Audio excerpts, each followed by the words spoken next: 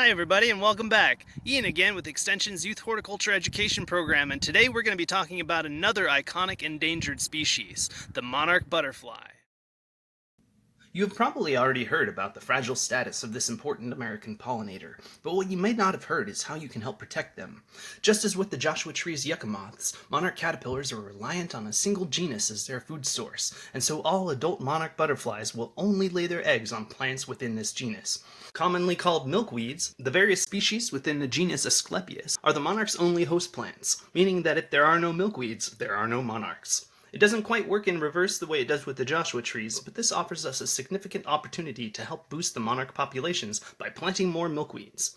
Moreover, we can plant milkweeds almost anywhere, and today I'm going to show you how to plant your very own monarch habitat in a large upcycled water bottle that you can put on your sunlit patio or porch. To create a proper habitat, we are going to need more than just milkweeds, however. The milkweeds are called the host plants because the monarchs lay their eggs on them, and the caterpillars eat the leaves and stems. But the butterflies don't eat the leaves. As pollinators, they're after that sweet, sweet nectar, and so we need to draw them in with some of their favorite foods. We will do this by planting nectar plants, also known as wildflowers. You can use all sorts of wildflowers to draw in the monarch butterflies and get them to notice your milkweeds, but today we are going to focus on a species within the salvia genus, in particular Salvia dorii, a native sage commonly called purple sage that will complement our native evergreen milkweed species, Asclepias subulata, or rush milkweed. Native seeds are tricky to find, but you can get a hold of native milkweed seeds at our Clark County Extension office. If you can't find purple sage, you can use other species in the salvia genus, such as common sage, Salvia officinalis, or even chia. The seeds of the two species have a little bit of prep work involved before we plant them in our upcycled containers, however. In order to sprout, purple sage seeds need to have a cold and moist period that mimics the winter-like conditions, also known as cold stratification, which can be achieved by placing the seeds in your refrigerator's crisper drawer for about 100 days. You could also just pre-plant a container outside in the fall, covering the seeds with about a 1/4 inch of well-draining native soil, and then germinate the milkweed seeds and plant the seedlings in the following spring.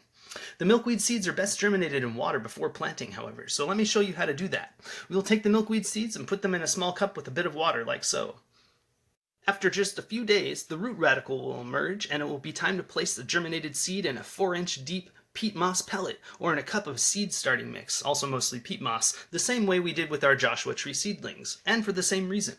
Native plants often have long roots that reach down deep for precious desert water. It won't take long for the first true leaves to emerge, at which point we will plant the seedling in our container with the sage. First, cut the top off of your 2.5-gallon water jug and fill it with the same kind of well-draining cactus and succulent soil that we use for our agaves and Joshua trees. Be sure to cut some drainage holes in the bottom while you're at it. Next, if you haven't already, plant your salvia seeds around the edge of your container, leaving room for your milkweeds in the middle. We'll probably only need one milkweed, but I'm going to plant 2 since it is a large container and I like to have a backup. Plant your milkweeds and water them in. Let them dry thoroughly between deep waterings, mimicking the desert rain patterns, and enjoy your monarch garden.